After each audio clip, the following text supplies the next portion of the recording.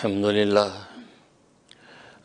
لله نحمده ونستعينه ونستغفره ونؤمن به ونتوكل عليه ونعوذ بالله من شرور أنفسنا ومن يضلله فلا هادي له ونشهد أن لا إله إلا الله وحده لا شريك له ولا نظير له ولا مثل له ولا مثال له ونشهد أن سيدنا وسندنا وشفيعنا وشفيع أمرنا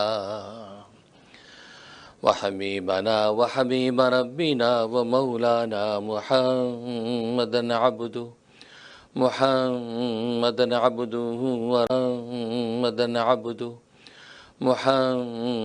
عبده ورسوله أرسله الله إلى كافة للناس بشيرا ونذيرا وداعيا إلى الله بإذنه وسراجا منيرا أما بعد فأعوذ بالله من الشيطان الرجيم بسم الله الرحمن الرحيم واعتصموا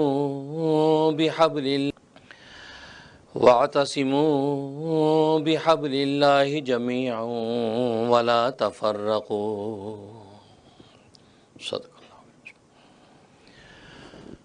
بزرگان محترم، برادران عزیز اور میری اسلامی بہنیں،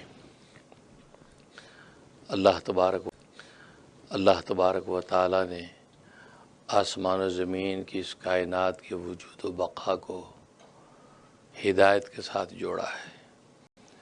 جب تک اس کائنات کے اندر ہدایت باقی رہے گی اس وقت تک یہ کائنات باقی رہے گی، اور جس لمحے اس کائنات کو فنا کر دیا جائے گا. اور ہدایت کو اللہ تبارک و تعالی نے نبوت کے ساتھ جوڑا ہے. نبوت کے ذریعے سے اللہ تبارک و تعالی دنیا کے اندر ہدایت پھیلاتے ہیں. چنانچہ جب تک یہ ہدایت رہتی ہے تو کائنات باقی رہتی ہے. خدا ہدایت رہتی ہے تو کائنات باقی رہتی ہے. خدا حدیث میں فرمایا لا تقوم الساعة حتى يقال في الارض اللہ اللہ، کہ روئے زمین پر اس وقت تک قیامت قائم نہیں ہوگی جب تک کہ ایک شخص بھی اللہ اللہ کہنے والا باقی رہے گا. تو گویا کہ وہ شخص صرف اللہ اللہ کا ذکر کرتا ہوگا، نہ نماز کا ذکر کیا، نہ روزے کا ذکر کیا، نہ زکوٰۃ اور حج کا ذکر کیا. صرف اس کے اللہ اللہ کہنے کا تذکرہ فرمایا ہے کہ وہ شخص اللہ اللہ کہہ کر گویا کہ مملوک اپنے مالک اپنے رازق کو یاد کرتا ہوگا، مخلوق اپنے مالک کو ڈھونڈتی ہوگی.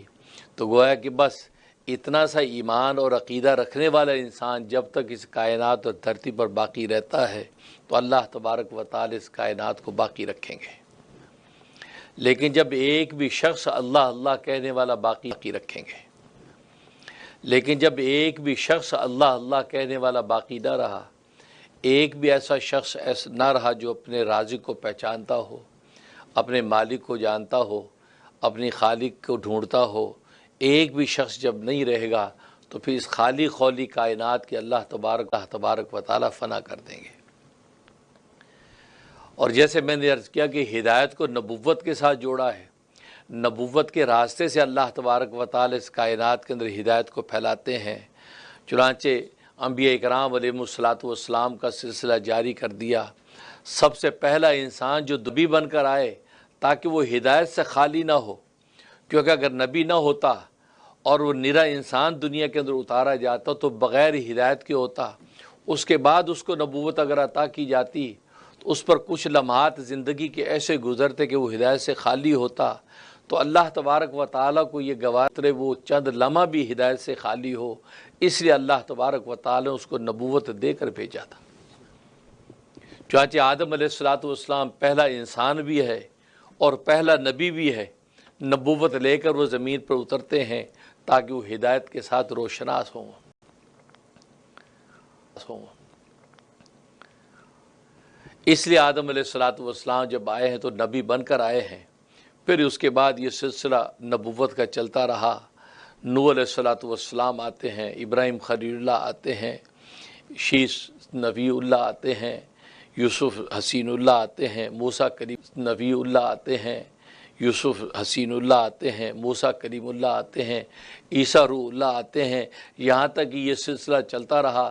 سب سے آخر میں محمد مصطفیٰ احمد مجتبیٰ صلی اللہ علیہ وسلم تشریف لاتے ہیں۔ وہ نبی آخر الزماں بن کے آتے ہیں اور ختم نبوت تشریف لاتے ہیں۔ وہ نبی آخر الزماں بن کے آتے ہیں اور ختم نبوت کا تاج پہن کر آتے ہیں کہ اب نبوت کا سلسلہ ختم ہو چکا ہے، یہ آخری نبی ہے، قیامت تک اب اس کی نبوت کا پیغام چلے گا، اب اس کے بعد کوئی نیا نبی آنے والا نہیں ہے۔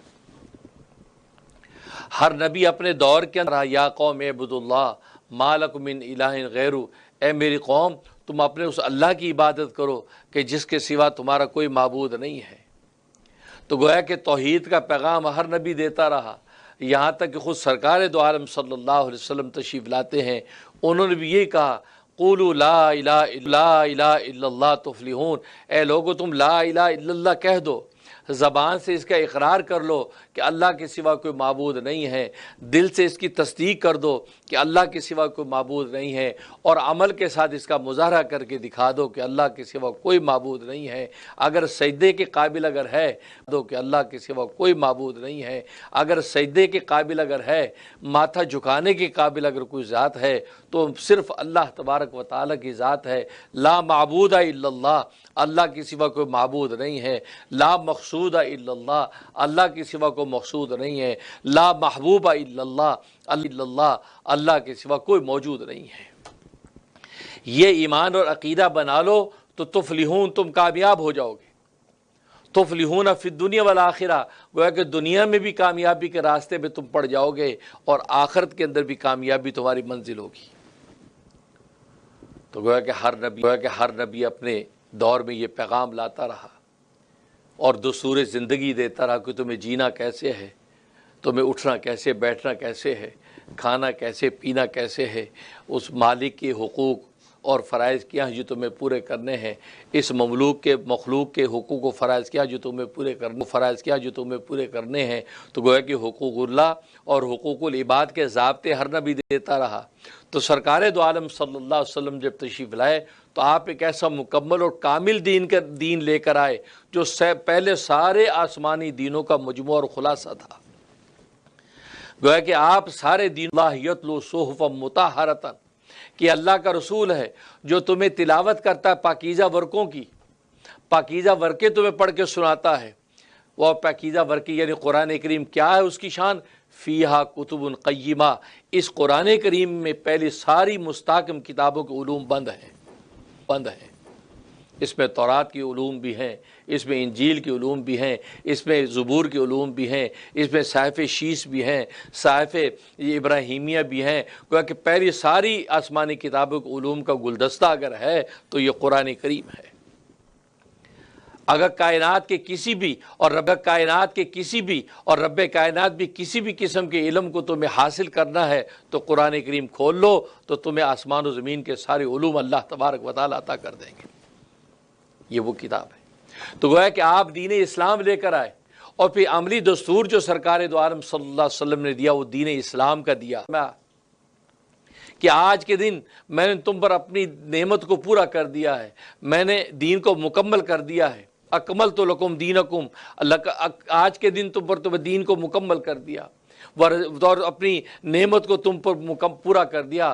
ورضیت لکم الاسلام دینا، اور تمہارے لیے میں نے دین اسلام کو پسند کیا ہے۔ گویا کہ اللہ تبارک و تعالی نے دین اسلام پسند کر کے اس امت محمدی کو عطا کر دیا کہ یہ دین اسلام وہ دستور حیات ہے کہ اس کے مقابلے کا کوئی دستور حیات کائنات کے اندر کسی قوم اور سوسائٹی اور کے مقابلے کا کوئی دستور حیات کائنات کے اندر کسی قوم اور سوسائٹی اور کسی دوسری امت کو ملا نہیں ہے۔ اور دین اسلام کے حاملین کون ہیں؟ مسلمان ہیں۔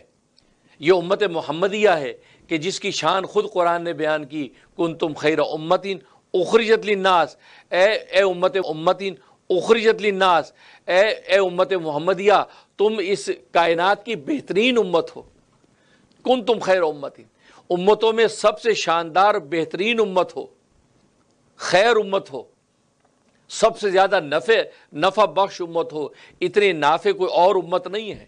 اپنے آپ کے لیے پیدا نہیں کیا گیا، گویا کہ تمہیں دوسرے انسانوں کے لیے پیدا کیا، تمہیں عیسائیت کی ہدایت کے لیے پیدا کیا ہے، تمہیں یہودیت کی ہدایت کے لیے پیدا کیا ہے، تمہیں مجوسیت کی ہدایت کے لیے پیدا کیا ہے، تمہیں مشرکین کی ہدایت کے لیے پیدا کیا ہے۔ گویا کہ کائنات کی دوسری قومیں اور سوسائٹیاں ہیں، دوسرے جو انسان جو اللہ تبارک و تعالیٰ سے غافل ہیں، جو مملوک ہو کر مالک کو جانتے نہیں ہیں، جو مرزوق ہو کر رازق کا ان کو پتہ نہیں ہے، جو مخلوق ہو کر اپنے خالق کو ڈھونڈتے نہیں ہیں، ان انسانوں کے لیے اے امت محمدیہ تمہیں پیدا کیا گیا ہے، تمہیں ان کو وہ پتہ دینا ہے تاکہ وہ مملوک اپنے مالک تک پہنچ جائے، دینا ہے تاکہ وہ مملوک اپنے مالک تک پہنچ جائے۔ اخرج للناس، لوگوں کے لیے پیدا کیا، للناس کا لفظ فرمایا، لام نفع کے لیے، گویا کہ لوگوں کے نفع کے لیے تمہیں پیدا کیا۔ اخرج للناس، اور تمہاری شان کیا ہے؟ تأمرون بالمعروف، اور تمہاری شان کیا ہے؟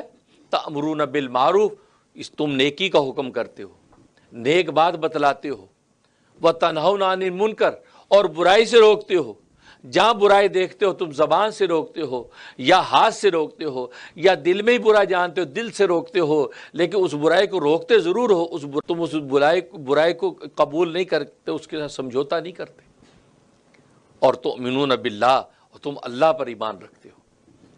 یہ جو شان تمہیں ملی کہ تم نیکی کو حکم کرتے ہو، برائی سے روکتے ہو، اس وجہ سے کہ تؤمنون باللہ، اللہ پر ایمان تمہارا اتنا مضبوط ہے کہ تم اللہ کے رضا کو دیکھ تم قائد بن جاتے ہو اور دنیا تمہارے پیچھے پیچھے چلتی ہے۔ یہ شان تمہیں عطا کی گئی ہے۔ تو دیکھو مسلمان کو اتنی اونچی شان کہ اخرجت للناس اور کنتم خیر امت کہا، لیکن ایک طرف ہم دیکھتے ہیں کہ آج کی اس دنیا کے اندر رہ کے مسلمان کی شکھتے ہیں کہ آج کی اس دنیا کے اندر رہ کے مسلمان کی شان عظمت کیا رہ گئی ہے، اس کی حیثیت اس عالم کے اندر کیا نظر آتی ہے؟ کیا جو شان اور عظمت قرآن نے بیان کی وہ آج وہ شان اور عظمت اس امت کو ملی ہوئی ہے؟ کیا دنیا اس امت کو اعزاز دیتی ہے؟ کیا دنیا اس امت آج دنیا کے اندر سب سے زیادہ مظلوم، سب سے زیادہ پیٹی ہوئی اگر کوئی قوم ہے تو امت محمدیہ ہے۔ دنیا کی کسی بھی عالمی پلیٹ فارم پہ اس امت محمدیہ کے نہ قول کا کوئی وزن ہے، نہ ان کے فعل کا کوئی وزن ہے، نہ ان کی بظاہر کوئی حیثیت نظر آتی ہے۔ آج کی سائنس اور ٹیکنالوجی کے دور میں امت پست نظر آتی ہے، پست نظر آتی ہے۔ کہیں عیسائیت کا قبضہ نظر آتا ہے، کہیں یہودیت کا قبضہ نظر آتا ہے، کہیں مجوسیت کا قبضہ نظر آتا ہے، کہیں مشرکین کا قبضہ نظر آتا ہے، اور یہ ساری قومیں یہ متحد اور متفق ہو کر اس امت محمدیہ پر ٹوٹی ہوئی ہیں۔ اور ظاہر ہے کہ سرکار دو عالم صلی اللہ علیہ وسلم نے ارشاد فرما دیا تھا الکفر ملت واحدہ، یہ کفر پوری کے پورے کفر ایک ہی ملت ہے۔ تم کہتے ہو کہ یہودی نہیں عیسائی ہے، تم کہتے ہو ہندو نہیں یہودی ہے، تم کہتے ہو مجوسی نہیں، مختلف ٹکڑیوں کے اندر بانٹتے ہو کہ یہودی نہیں ہے عیسائی ہے، نہیں، نبی نے کہا یہ سارے کے سارے ایک ہی ہیں، یہ سب ایک ہیں، یہودی ہو، عیسائی ہو، مجوسی ہو، ہندو ہو، مشرک ہو، یہ سب کے سب ملت واحدہ ہے۔ تمہارے خلاف یہ سب کے سب ایک صف کے اندر کھڑے ہیں، اس لیے آج تم بے حیثیت نظر آتے ہو۔ امریکہ یورپ کی دنیا کو اٹھا کے دیکھو، عالمی دنیا کو اٹھا کے دیکھو، ایشیا کی دنیا کو اٹھا کے دیکھو، تو آپ کو سب سے پست یہ امت محمدیہ نظر آتی ہے۔ نہ امت محمدیہ حکمرانوں کی کوئی قیمت نظر آتی ہے، نہ امت محمدیہ حکمرانوں کی کوئی قیمت، نہ ان کی عوام کی قیمت، کیونکہ حکمران بھی بے حیثیت نظر آتے ہیں، عوام بھی بے حیثیت نظر آتی ہے۔ آخر کیا وجہ کیا ہے؟ جبکہ یہ تو شاندار امت تھی، یہ تو خیر امت تھی، یہ تو لوگوں کے نفع کے لیے پیدا کی گئی تھی، آخر بات کیا تھی؟ یہ تو لوگوں کے نفع کے لیے پیدا کی گئی تھی، آخر بات کیا ہے کہ امت اتنی پست کیوں ہے، اتنے بے حیثیت کیوں ہے؟ یو این او آپ جانتے ہیں، یو این او کا کیا مطلب؟ ساری اقوام عالم اس پلیٹ فارم پہ جمع ہے، ساری اقوام عالم، یونائٹڈ اسٹیٹس ساری نیشن وہاں جمع ہے. وہاں کا جو کہوا پارت ساری دنیا اس پر عمل کرتی ہے. وہاں کا جو چارٹر منظور ہے ساری دنیا اس کے ہم سر جھکاتی ہے. ساری دنیا کے حکمران اس کے پیغام کو سلام کرتے ہیں. لیکن اس پلیٹ فارم پہ مسلمان کی کیا حیثیت ہے؟ کیا مسلمان اس کے پلیٹ فارم پہ کھڑے ہو کے اپنی بات منوا سکتا ہے؟ اپنی بات کہہ تو سکتا ہے لیکن منوانے کا حق نہیں ہے. اپنی بات سنا تو سکتا ہے لیکن اس پہ عمل نہیں ہے. تو معلوم یہ ہوا کہ مسلمان تو اس قابل بھی نہیں کہ اس کے پلیٹ فارم کے اوپر ویٹو پاور رکھتا ہو. میرا خیال نہیں فارم کے اوپر ویٹو پاور رکھتا ہو. میرا خیال نہیں کہ کوئی ایسا ملک ہے جس کو اس پلیٹ فارم کے اوپر ویٹو پاور کی طاقت حاصل ہو. کوئی بھی نہیں. کوئی مسلمان ملک نہیں جس کو ویٹو پاور کی حاصل. ہاں رشیا نظر آتا ہے، چائنا نظر آتا ہے، امریکہ نظر آتا ہے، انگلینڈ نظر آتا ہے، آسٹریلیا. دولت ثروت کی کمی نہیں ہے، جن میں عہدہ اقتدار کی طاقتوں کی کمی نہیں ہے، جن میں افرادی قوت کی کمی نہیں ہے، جن میں صلاحیت اور خوبیوں کی کمی نہیں ہے. ہر میدان میں صف اول میں اگر کوئی قوم ہے تو مسلمان ہے. سائنس اور ٹیکنالوجی کے میدان میں بھی دیکھو مسلمان صف اول میں نظر آتا ہے. مال و دولت کے اندر بھی دیکھو تو مسلمان صف اول میں نظر آتا ہے. تیل کے ذخیروں کو دیکھو تو مسلمان صف اول میں نظر آتا ہے. افرادی قوت میں دیکھو تو مسلمان صف اول میں نظر آتا ہے. تو گویا کہ دنیا کی مادی ساری طاقتوں کے طاقتوں کے اعتبار سے مسلمان صف اول میں نظر آتا ہے. اس کے باوجود آپ کو یو این او کے اندر کسی ایک مسلم ملک کو بھی ویٹو پاور کا حق حاصل نہیں ہے. آخر بات کیا ہے؟ اس کی وجہ کیا ہے؟ وہ 57 ممالک وہ 57 ممالک OIC 57 ممالک کا پلیٹ فارم، اس پلیٹ فارم کی کوئی حیثیت نہیں ہے. ہاں جمع ہوتے ہیں، متفرق ہو جاتے ہیں، بس اتنا ہی ہے. اس کے علاوہ ان کی بات کی کوئی حیثیت نہیں، ان کی کسی ریزولیشن کی کوئی حیثیت نہیں، ان کے کسی متفق معاہدے کی کوئی حیثیت نہیں. آخر بات کیا ہے؟ نبی تو اس امت کے بارے میں کہہ گیا کہ امت خیر امت ہے. قرآن نے اس کو کہا یہ خیر امت ہے، سب سے شاندار امت ہے، بلکہ یہ ساری امتوں کی رہنما امت ہے. ساری امت اس سے جو ہے وہ گیا کہ چلنے کے راستے امت کے جو ہے کہے پہ چلے گی. یہ قائد اور رہنما بن کے امت آگے چلے گی، ساری امت اس کے پیچھے چلے گی. لیکن کیا بات ہے، یہ امت اتنی پست کیوں ہے؟ جبکہ انفرادی اعتبار سے اس پہ کسی چیز کی کمی نہیں. آپ صلاحیتوں کے اعتبار سے بھی دیکھ لیں تو مسلمان صلاحیتوں میں آج سب سے آگے. بلکہ اس سائنس اور ٹیکنالوجی جس کی وجہ سے آج یہ عیسائیت اور یہودیت ترقیاں کرتے نظر آتی ہے، اس سائنس اور ٹیکنالوجی کی موجد کون ہے؟ سائنس اور ٹیکنالوجی بنائی کس نے ہے؟ مسلمانوں نے، مسلمان سائنسدانوں نے. کئی فارابی البیرونی کھڑا ہے، کئی بولی سینا کھڑا ہے. یہ سارے مسلمان سائنسدان ہیں جنہوں نے آپ کی میڈیکل سائنس بنا دی، کیمسٹری بنا دی، فزکس بنا دی، اور میتھمیٹکس بنا دیا. یہ سارے کے سارے سائنسدان مسلمان. انہوں نے وجود بخشا اس سائنس اور ٹیکنالوجی کو. اس کے باوجود یہ امت پست نظر آتی ہے. ورنہ میں ہمیشہ ایک سوال کیا کرتا ہوں، اگر عیسائیت اور یہودیت کو یہ مان ہے کہ سائنس اور ٹیکنالوجی کے موجود ہم ہیں، تو عیسائیت اور یہودیت یہ بتلا دے کہ جب عیسائیت اور یہودیت یہ بتلا دے کہ جب عیسائیت تھی دنیا میں، جب یہودیت تھی دنیا میں، اس وقت سائنس اور ٹیکنالوجی کا وجود کیوں نہیں تھا؟ اس وقت انہوں نے ہوائی جہاز کیوں نہیں بنایا؟ اس وقت انہوں نے کار کیوں نہیں بنائی؟ اس وقت انہوں نے سیل فون کیوں نہیں بنایا؟ اس وقت انہوں نے وائرلیس کیوں نہیں بنائی؟ اس وقت انہوں نے یہ بجلی کیوں نہیں بنائی؟ اس وقت انہوں نے یہ ساری وائرلیس سسٹم کیوں نہیں بنائے؟ جب صرف اس یہودیت کا دنیا کے اندر راج تھا، صرف عیسائیت کا دنیا کے اندر راج تھا، اور مسلمان کا کوئی پتہ بھی نہیں تھا، مسلمان اس وقت آیا بھی نہیں، اور نبی آخر زمان آئے بھی نہیں، اس وقت انہی کا راج تھا. اس وقت یہ سائنس ٹیکنالوجی للعالمین بن کے آئے، سارے جہانوں کے لیے رحمت جب بن کر آپ آئے ہیں، اور ساری جہانوں کا رحمت للعالمین پیغام یعنی اسلام آپ لے کر آئے ہیں. اس کے بعد سائنس اور ٹیکنالوجی نے ہوائی جہاز کیسے بنایا ہے؟ اس کا مطلب ہے کہ یہ دین اسلام اور مسلمانوں کی وہ برکت تھی، یہ غلامان محمد، ان مسلمان سائنسدانوں نے آپ کو سائنس بخشی ہے۔ جابر بن حیان الجبرا میتھمیٹکس کا موجد جابر بن حیان ہے۔ ابو علی سینا یہ آپ کی یہ میڈیکل سائنس کا جب وہ موجد ہے، میڈیکل سائنس۔ الفارابی ہے، موجد ہے میڈیکل سائنس۔ الفارابی ہے، البیرونی ہے۔ یہ ساری کی ساری سائنس اور ٹیکنالوجی ان سائنسدانوں نے بنائی جو کہ غلامان محمد ہیں۔ تو معلوم یہ ہوا کہ یہ دین اسلام کا فیض ہے سائنس اور ٹیکنالوجی، مسلمانوں کا فیض ہے سائنس اور ٹیکنالوجی۔ وہ تو آج آپ کا قبضہ نظر آتا ہے اس کے اوپر، سائنس ٹیکنالوجی پہ، ورنہ آپ اس کے موجد نہیں ہیں۔ بنانے والے یہ مسلمانوں کے گھر سے سائنس ٹیکنالوجی ملی ہے۔ اگر نہیں تو پھر تم بتاؤ کہ اسلام کے آنے سے پہلے کیوں نہیں تم نے جہاز بنایا؟ اسلام کے آنے سے پہلے تم نے کار کیوں نہیں بنائی؟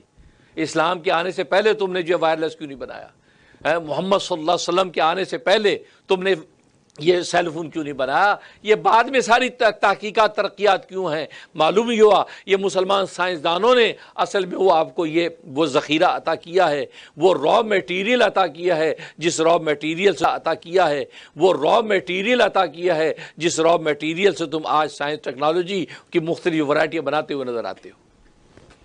تو مسلمان اس قدر بلند ہے، اس قدر مسلمان کا پیغام بلند ہے، لیکن عملی طور پہ یہ مسلمان امت پست کیوں نظر آتی ہے؟ مسلمان دو وجہ سے پست نظر آتا ہے، ورنہ یہی مسلمان جب صحابہ اکرام رضوان اللہ علیہم اجمعین کی صورت میں تھا تو یہ مسلمان قیصر و کسریٰ پر راج کر رہا تھا، شام اور یمن ان کے زیر دست تھے، بیت المقدس اور فلسطین کے اوپر اسلام کا پرچم بلند تھا۔ کیوں؟ اس لیے کہ صحابہ اکرام کے اندر وہ دونوں کوالٹیاں موجود تھیں جن کوالٹی کی وجہ سے اللہ تبارک و تعالی نے مسلمان کو بلند رکھا تھا۔ اور وہ دو کمزوریاں کیا تھیں؟ ایک قرآن کو چھوڑا اس امت نے، دوسرا اتفاق اور اتحاد کو چھوڑا۔ اس امت میں اتفاق اور اتحاد نہیں رہا، یونٹی نہیں رہی، اس وجہ سے آج یہ امت یہ تتر بتر ہو گئی۔ دوسرا قرآن کو چھوڑا، جب قرآن جب تمہارے ہاتھوں میں اور سینے میں نہیں رہا تو پھر تم جو تتر بتر ہو گئے۔ ان اللہ یرفع بہذا الکتاب اقواما ویضع بآخرین، کہ اللہ تبارک و تعالی اس قرآن کریم کے ذریعے سے قوموں کو بلند کر دیتا ہے اور قرآن کریم کے ذریعے سے قوموں کو پست کر دیتا ہے۔ کیا مطلب؟ جس قوموں نے قرآن کو سینے سے لگا لیا اللہ تبارک و تعالی ان کو بلند کر دیتے ہیں، اور جن قوموں نے قرآن کریم کو سینے سے ہٹا دیا، پس بٹ ڈال دیا، اللہ تبارک و تعالی ان کو پست کر دیتے ہیں۔ بس آج یہ دیکھ لے کہ مسلمان من حیث الامہ، انفرادی طور پر تو لوگ قرآن پر عمل کرتے نظر آتے ہیں، لیکن ایز اے امت، ایز اے نیشن قرآن کریم کو ہم آج بھول گئے۔ دنیا کی کتابیں اور ہسٹریاں ہمارے قلب و دماغ میں ہیں، قرآن کریم کی تلاوت کا بھی ہمیں ٹائم نہیں ہے، قرآن کریم کے ایک صفحے کی تلاوت کا بھی ہمیں فرصت نہیں ہے، قرآن کریم کے کسی ایک پیغام کو سمجھنے اور عمل کرنے کا بھی ہمیں، قرآن کریم اللہ تبارک و تعالیٰ کا پیغام ہے، قرآن کریم نے تمہیں بھلا دیا اور یہ قوم پست ہونے لگی۔ مصر کے مفتی اعظم شیخ عبدو، جامع ازہر کے مفتی اعظم تھے، مصر میں ان کو بہت بڑا مقام حاصل۔ ایک دفعہ یورپ کا انہوں نے دورہ کیا، یورپ گئے۔ ظاہر ہے یورپ اس وقت ترقی کی بام عروج پر تھا، وقت کا سپر پاور تھا یورپ۔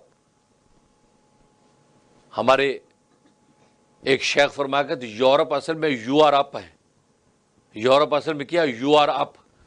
اس کا مطلب کہ اقوام عالم ان کو کہتی ہے یو آر اپ، تم بلند ہو، تم اونچے ہو۔ تو یورپ کہنے میں ہم گویا کہ ان کی بلندی اور عروج کو تسلیم کرتے ہیں، ان کا نام ہی انہوں نے یورپ رکھ کے کہہ دیا یو آر اپ، ہم بولتے ہیں یو آر اپ، یعنی یہ ترقی کے بام عروج پر یورپ تھا۔ شیخ عبدو وہاں گئے، ترقی کے بام عروج پر یورپ تھا، شیخ عبدو وہاں گئے پہلی مرتبہ۔ جب وہاں پر گئے ہیں اور دورہ کیا، یورپ میں گھومے ہیں، اس کے بعد جب واپس مصر آئے تو جامع ازہر کے اندر ان کا جلسہ ہوا، بہت بڑا حالات آپ نے بیان کرنے ہیں. تو شیخ عبدو نے ایک بڑے سنہری الفاظ کہے، تاریخی الفاظ.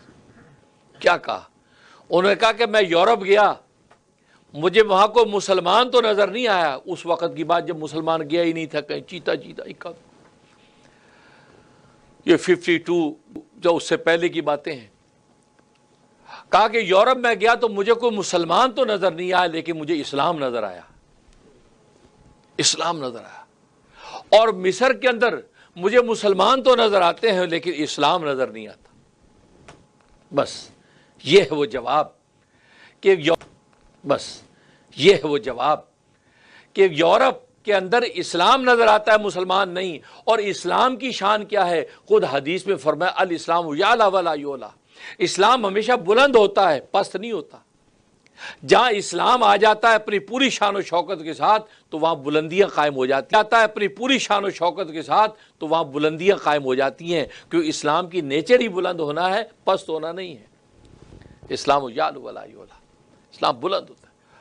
تو یورپ نے اسلام سے جینا سیکھ لیا، مرنا سیکھ لیا، اٹھنا بیٹھنا اسلام سے سیکھ لیا. اسلام کی سائنس اور ٹیکنالوجی سے انہوں نے نفع اٹھانا سیکھ لیا. تو اللہ تبارک و تعالی ظاہر ہے اس فطری اصول کے تحت ان کو بلند کر دیا. ورنہ خود برطانیہ کو گورا اس بات کو مانتا ہے کہ ہم تو برفوں کے اندر رہنے والے لوگ تھے، ہم تو برفیں چاٹتے تھے. اس کے علاوہ کہ ظاہر ہے کہ تورات انجیل میں جینے کے کوئی سلیقے نہیں بتلائے ہوئے، اٹھنے بیٹھنے کے کوئی سلیقے نہیں بتلائے ہوئے، زندگی کے ایٹیکیٹس کچھ نہیں بتلائے ہوئے. بچند نصیحتیں ہیں، کچھ مناجات ہیں، کچھ واقعات ہیں. اس کے علاوہ کوئی جینے کا سلیقہ تورات انجیل میں نہیں ملتا. اور یہ بات برطانیہ کا موجودہ بات انجیل میں نہیں ملتا. اور یہ بات برطانیہ کا موجودہ بادشاہ جو کنگ چارلس، اس نے آج سے تقریباً 20 25 30 سال پہلے آکسفورڈ یونیورسٹی کے اسلامی ڈپارٹمنٹ میں یہ تقریر کی، اور تاریخی تقریر اس کی چھپی ہوئی ہے. اس میں اس نے یہ کہا، اور تاریخی تقریر اس کی چھپی ہوئی ہے، اس میں اس نے یہ کہا کہ ہم تو برفوں میں رہنے والے لوگ تھے، ہمیں تو جینے کا کوئی سلیقہ ہی نہیں تھا. ہماری کتابوں میں عیسائیت کے اندر جینے اٹھنے بیٹھے کو سلیقہ نہیں بتلایا گیا. ہمیں تو کچھ پتہ نہیں تھا. ہم نے جینا سیکھا کس سے سیکھا؟ اسلام سے سیکھا ہے. پیغمبر اسلام سے سیکھا کیسے جینا، کیسے رہنا، کیسا ہے نشست و برخاست کیا ہے. تو گویا کہ ہم تو اسلام کے محتاج اور فالو رہے ہیں. گویا کہ عملی طور پر جب انہوں نے اسلام کو سینے سے لگا دیا تو اللہ تبارک و تعالیٰ ان کو بلند کر دیا. اور آج عملی طور پر جب ہم اسلام کو بھول گئے تو ظاہر ہے کہ اللہ تبارک و تعالیٰ ہمیں پست کر دیا. میں دیکھ رہا ہوں لیکن اسلام نہیں دیکھتا. ظاہر اسلام کے اندر جو رواداری، جو محبت، جو اخوت، جو پیار، جو باہمی عزت و احترام جو اسلام ہمیں دیتا ہے، کیا مسلمانوں میں ہمیں نظر آتا ہے؟ نہیں. آج امریکہ یورپ کی دنیا میں ہم sorry, excuse me, thank you یہ سیکھ لیتے ہیں. دنیا میں ہم sorry, excuse me, thank you یہ سیکھ لیتے ہیں. ہمارے ملکوں کے اندر اس کا کوئی رواج نہیں. ہم وہاں بھی انگریزی جانتے تھے، کیا وہاں آپ نے کبھی sorry, excuse me, thank you, please کوئی کیا؟ اور وہ نخوت، ناک پہ اکڑ، اور سوری کس گل دی کرا میں، اور جا کام کر اپنا، اور میں تھینک یو کیوں کرا؟ تو بڑا ہے چودھری، کس گل دا تھینک یو؟ تو اللہ واسطے کیتا بس اللہ دے گا تینوں، میں کیوں تھینک یو کرا؟ جا کام کر اپنا. یہی ہوتا ہے نا بھی ایکسکیوز می جی، ایکسکیوز می راستہ دے دے. اب یہاں گورا سامنے گوری ہے، کوئی بھی چلے گا. وہاں ہمارے ملک ہے اور پراٹھ تیرے پیو دا روڈ ہے، سائڈ دے ہو. وہی یہی بات بھی یہاں کی ایکسکیوز می بھی کرتا ہے. ایکسکیوز می کیا وجہ ہے؟ یہاں اگر اسلام کیوں کہ یہاں اسلام آپ کو ہوتا نظر آتا ہے تو آپ بھی کیوں کہ یہاں اسلام آپ کو ہوتا نظر آتا ہے تو آپ بھی فالو کرتے ہیں. جب اسلام جبکہ آپ کے اپنے گھر کا تحفہ ہے، گھر کا خزانہ ہے، اپنے ملکوں کے اندر آپ پر اتنی نخوت، تکبر، ایکسکیوز می کرنا اپنی توہین سمجھتے ہیں. یار ایکسکیوز می کس گال دی ہے؟ کیا مطلب؟ اس کا مطلب یہ ہے کہ بس یہی شیخ عبدو ہے. کیا مطلب؟ اس کا مطلب یہ ہے کہ بس یہی شیخ عبدو کہہ رہے تھے کہ میں مصر کے اندر مسلمان تو دیکھتا ہوں، اسلام نہیں دیکھتا. جو یہاں پر ہم یہ ساری ایٹیکیٹ سیکھ جاتے، ایک دوسرے کے احترام، بڑا احترام کے لیے کھڑے ہو گئے، بٹھا دیا ہے۔ وہ ہمارے ملکوں میں پہلے ہوتا تھا کہ ابا جی گھر کے اندر آ گئے تو سارے بچے بڑے کھڑے ہو گئے، جی ابا جی آئیے، ایتھے بیٹھو ابا جی، ایتھے آؤ، بچے۔ آج کل بچہ اس کیا کہتے ہیں اس کو، ویڈیو گیم پہ ہے یا سوشل میڈیا پہ، بھائی ٹانگ پہ رکھے، بیٹی ادھر بیٹھے ٹاما پھر دے، ان پوچھتا ہی کوئی نہیں، یہی ہوتا نا۔ وہ آ کے السلام علیکم، کوئی جواب نہیں دے رہا، غصے نہیں کہا کنجرو سلام کا جواب تو دے دو، کتنے مر گئے تسی، ہاں جی ابا جی السلام۔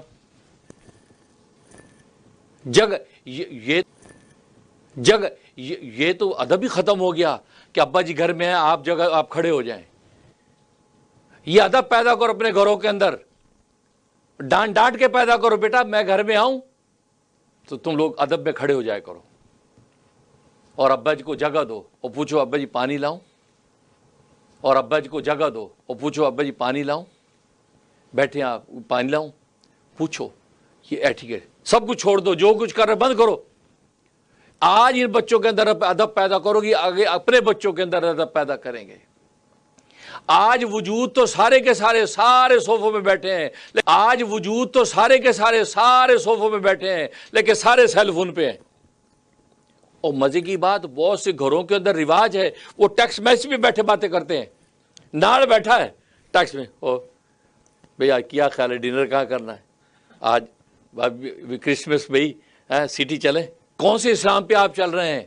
اور بڑے بوڑھے بیچارے کہتے دفعہ کرو، کمپرومائز کر کے بیچارے وہ گزارا کرتے، آپ بھی آ کے چاہ گرم کرتا ہے بیچارہ پہ کے، پوچھ کے کہتے یار مائکرو ویو کا بٹن کہڑا نپا، جب باہر نکلے تو پھر پلیٹ رکھا، بچے کہ ابا جی یہ دبائے، یعنی ابا کو جب مائکرو ویو چلانے کا طریقہ نہیں، پوچھ کے چلاتا، پھر ابا جی آپ بیٹھے ہیں، ڈیڈی پلیز آپ بیٹھے، میں ابھی کروں، اس کو طریقہ بتا دے گا کہ ابا جی آپ پہ کریں، یہ نا روز میرے تو گرم کران نہیں۔ تبھی آج ہم پست نظر آتے ہیں، ہم میں آپس میں ماں باپ بڑوں کے آداب ختم ہو گئے ہیں۔ تو یہ یہاں کی دنیا میں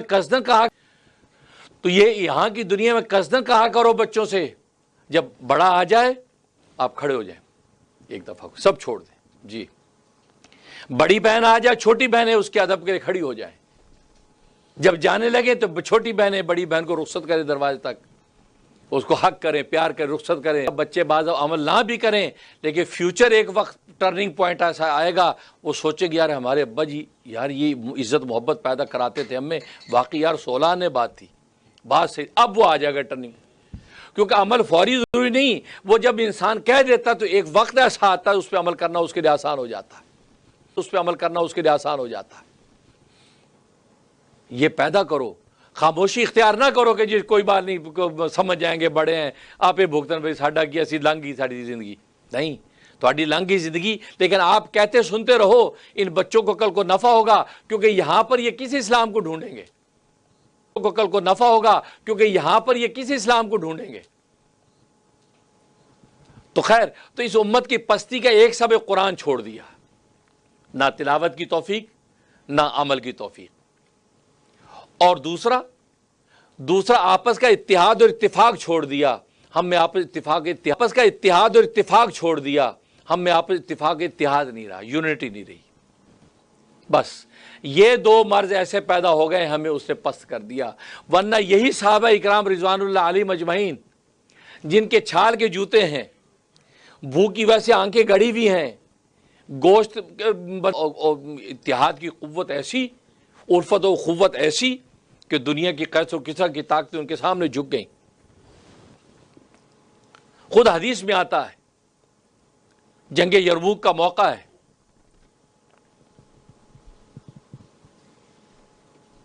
ایک شخص کہتے ہیں کہ وہ زخمی جنگ یرموک کے اندر زخمی پڑے ہیں، میں پانی کا مشکل ہے کہ ان کی طرف دوڑا تاکہ ان کو پانی پلاؤں، کیونکہ وہ پانی پکار رہے تھے، آتش ہے، پیاس۔ میں پہنچا تو قریب ایک دوسرا زخمی مسلمان، وہ پانی پکارا، تو میرے چچا نے اشارہ کیا اس کو پہلے دو، ہو سکتا اس کو مجھ سے، تو میرے چچا نے اشارہ کیا اس کو پہلے دو، ہو سکتا اس کو مجھ سے زیادہ پیاس ہو، زخمی پڑے، جنگ کا موقع ہے، اس کو دو۔ جب اس کی طرف دوڑا ہوں، فرمایا کہ اس کے قریب والا پکارا ہے مجھے پانی پلاؤ، اس سے اشارہ کہ اس کو پہلے پلاؤ، ہو سکتا اس کو مجھ سے زیادہ پیاس ہو. وہ اس کی طرف دوڑا ہے، اس کو مجھ سے زیادہ پیاس ہو. وہ اس کی طرف دوڑا ہے تاکہ میں اس کو پلانے لگا ہوں تو وہ اس کی روح پرواز کر گئی. میں واپس دوڑا، میں اس دوسرے شخص کے اس کی روح پرواز کر گئی. پھر میں اپنے چچا کی طرف دوڑا، یہاں تک کہ وہ بھی اپنی جان افری کو پیش کر چکے تھے. سب نے جام شہادت نوش فرما لیا، لیکن کسی نے اپنے بھائی سے پہلے پانی پیا کہ پانی کی پیاس مجھے زیادہ ہے. اور آج ہم اپنا ایٹیٹیوڈ دیکھ لیں، ہم تو کہ سامنے والے کو گاڑی کو پہلے جانے نہیں دیتے. وہ بیچارہ انڈیکیٹر دے رہا ہے کہ مجھے رستہ دے دو، تو آپ جان کے گھساتے ہیں تیرے پہ ادھر روڈ ہے. کیڑی آکڑ ہے بھائی تونوں، ٹھہر جاؤ، اگر گنجائش ہے ٹھہر جاؤ، انہوں اشارہ دے دو، مار دو لائٹ کے، لنگ جا بھائی. کیوں ہے؟ کچھ نہیں ہونا ہے، وہ پہلے چلا گیا، آپ بعد میں کوئی بات نہیں جان کے نہیں ہے کی ہے بھائی اگے واڑ دی. حالانکہ اس کی سڑک ختم ہو رہی ہے، اس کو مڑنا ہی ہے بیچارے کو. تو حالانکہ اس کی سڑک ختم ہو رہی ہے، اس کو مڑنا ہی ہے بیچارے کو. تو کامن سینس آپ سلو ہو جائیں، اس کو موقع دیں. جب ہماری یہ اکڑ ہوگی تو کیا اللہ کی رحمت ہم پہ کیوں آئے گی؟ آکڑ پر تو اللہ کی رحمت آتی نہیں ہے، کیونکہ اللہ فرماتے آکڑ اے کبریائی اے تکبر چادر ہے. یہ آکڑ شاکڑ تو نہیں، تسی ایک ہی باری آکڑو گے، مرو گے ادو آکڑ جاؤ گے، ادو جنہ آکڑ نہ آکڑ جاؤ، بس وہی ٹائم ہے تھوڑے آکڑن کا. ادو جو تسی آکڑو گے ادو نہ زبان کام کرے گی، نہ کان تے نہ اکھاں. ادا مطلب یہ آکڑ کتنی بری چیز ہے. آکڑ کا مطلب یہ کہ تمہاری آنکھ دماغ کان کسی کام کے نہیں رہے. اسے اللہ نے کہ آکڑ میری چادر ہے، میری شان ہے، کسی دوسرے کو آکڑنے کی اجازت نہیں. سب جھک کے رہو، تم مٹی کے بنے ہوئے، مٹی میں جانا ہے. تبھی جب قبر پہ دفناتے ہیں 3 لپیں ڈالتے ہیں، پہلی لپ منہا خلقناکم. دفناتے ہیں 3 لپیں ڈالتے ہیں، پہلی لپ منہا خلقناکم. اللہ کہتے ہیں منہا خلقناکم، ہم نے اسی مٹی سے تمہیں پیدا کیا ہے. تو ہم مٹی اس قبر پہ ڈال کے اقرار کرتے ہیں منہا خلقناکم وفیہا نعیدکم. دوسری لب ڈالتے فیہا نعیدکم، پھر ہم اسی مٹی میں تمہیں لوٹا دیں گے دوبارہ. ڈالتے فیہا نعیدکم، پھر ہم اسی مٹی میں تمہیں لوٹا دیں گے دوبارہ. اسی سے پیدا کیا، اسی میں دوبارہ لوٹا دیں گے. پھر تیسری لب ڈالتے ہیں مینا نخرجکم تارۃ اخری، پھر اسی مٹی سے پھر ایک دفعہ پھر تمہیں کھڑا کریں گے میدان حشر میں. تو یہ حقیقت ہماری مٹی سے بنا ہے، مٹی میں فنا ہے، اور مٹی میں کل کو آپ کو دوبارہ سے اللہ تبارک و تعالیٰ نے بنانا ہے. یہ حقیقت جس کو اکڑ کس بات کی. اور آج بھائی بھائی پر اکڑتا ہے، بھائی بھائی سے پہلے آگے بڑھنا چاہتا ہے. اوہو بھائی تو بہت بڑی چیز ہے، یہ مسلمان بھائیوں پر اپنی جان قربان کرو. یہ دیکھو صحابہ نے گوارا نہیں کیا، یہاں تک کہ جان دے دی. ان کو پتہ ہے وہ آگے کی آخرت کے خزانوں کو آنکھوں سے دیکھ رہی ہیں، خزانوں کی حقیقت نہیں ہے. جس کے پاس امریکہ کا ویزا ہو آج کی دنیا میں، تو وہ پاکستان انڈیا بنگلہ دیش میں کوئی نگاہ ڈالتا ہے؟ تو کوئی اچھا ہو برا دفعہ کر میں تو امریکہ جانا ہے. کوئی نگاہ ڈالتا ہے؟ تو کوئی اچھا ہو برا دفعہ کر میں تو امریکہ جانا ہے، میرے پاس تو ویزا ہے، میرے پاس تو گرین کارڈ ہے. پاکستان میں کتنی مصیبت آتی پھر انڈیا بنگلہ دیش میں آتی پھر ہے، میں گرین کارڈ، میں امریکہ اڑ جانا ہے. امریکہ آپ کے سامنے ہے، آپ کو پاکستان انڈیا بنگلہ دیش بالکل کچھ نتھنگ نظر آتے ہیں. اسی طریقے سے مومن صادق کو آخرت کی جنتیں جب کھلی آنکھوں نظر آتی ہیں، وہ دنیا کی اس کے نظر میں کوئی حقیقت نہیں رہتی. یا پیاسا رہوں یا بھوکا رہوں پرواہ نہیں ہے، مجھے مر کے کیا جنتوں میں جانا ہے. بس یہ یقین، جو یقین آپ کو امریکہ کے بارے میں ہے، ایمان والوں کو یقین آخرت کے بارے میں ہوتا ہے. یہ یقین پیدا. تو گویا کہ یہ 2 مرض ہیں ہمارے آج، ایک قرآن ہم نے چھوڑا، دوسرا اتحاد اتفاق. آج فلسطین کے اندر 25,000 معصوم جانیں چلی گئیں. کیوں؟ 1 ارب سے زیادہ مسلمان، ایٹمی طاقتیں مسلمان، مال و دولت ایٹمی طاقتیں مسلمان، مال و دولت کی سرد خزانے مسلمان، دنیا کے امیر ترین لوگ مسلمان. یہ کیا بات ہوئی؟ ان کی آنکھوں کے سامنے یہ سب کچھ کیوں ہو گیا؟ اسی وجہ سے ہم نے قرآن چھوڑ دیا، اور دوسرا ہم نے آپس کا اتفاق اور اتحاد چھوڑ دیا. ہم یونائٹ نہیں ہیں. قدم بڑھا رہا ہے تو بڑی سپر پاور کے دانت آج کھٹے نظر آ رہے ہیں. آپ مجھ سے زیادہ جانتے ہیں، میں کوئی سیاسی آدمی نہیں، لیکن میں آپ کو بتانا چاہتا ہوں، یہ درد جگانا چاہتا ہوں کہ آپ اثر راہ پہ آ جائیں اگر آپ کو عزتیں چاہیے، عزتیں چاہیے۔ آج امریکہ یورپ کے اندر ہم بیٹھے ہیں، جہاں ہمارے اس ملکوں کے اندر، امریکہ یورپ میں، یہ نیو یارک کی بات کر لیں، جہاں پر ایک پاکستانی میلہ منانے کے لیے بھی ایک نہیں 10 پلیٹ فارم ہے،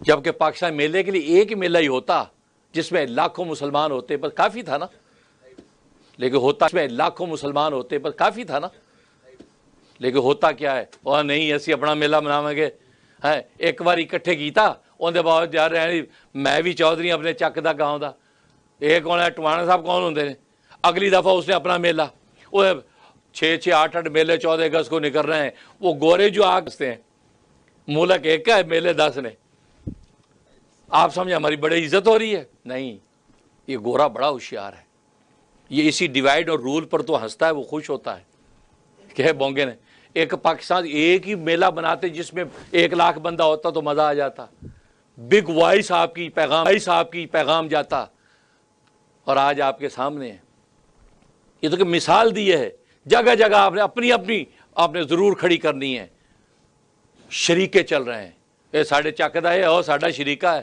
اسی اوندے میلے نہیں، اسی اپنا میلہ بنانا، آج کیا ہو رہا ہے، نہیں اسی اپنا میلہ بنانا، آج کیا ہو رہا ہے، عیدیں یہاں پر 2 3 عیدیں ہو رہی تھیں، یہاں تک کہ مجھے یاد ہے اس وقت میں ویسٹ چیسٹر مسلم سینٹر ماؤنٹ ورنر، جب وہ ویسٹ چیسٹر میں تھا تو وہاں پر ہم نے وہاں کے میئر کو بلایا، اس نے آ کے مبارکباد دی، اس نے کہا کہ یسٹرڈے میں نے فلاں جگہ عید کی مبارکباد دی ہے، اور ٹوڈے آج میں تمہیں مبارکباد دے رہا ہوں، اور tomorrow I don't know where I have to go, Hansa, اور ہمارے ساتھ لوگ طالب ہے، اور میں اسٹیج پہ بیٹھا تھا، میں نے کہا اتنے پاگل ہیں، اس کی ٹونٹ کو بھی نہیں سمجھ رہے ہیں، میں نے غصے سے کہا، یوں آنکھیں نکال ڈانٹا، سب چپ ہو گئے، یہ امام صاحب غصے ہو رہے، کہ وہ تواڈے تے تانا کر رہا ہے، کرسمس ایک، تھینکس گیونگ ایک ہے، ساری خوشیاں ایک، تواڑیاں 3 عیداں، تو وہ تو مذاق کر رہا ہے، ہنس رہا ہے کہ کل وہاں آج یہاں پر تو اور تم خوش ہو کے تالی بجا رہے ہو، ڈانٹا۔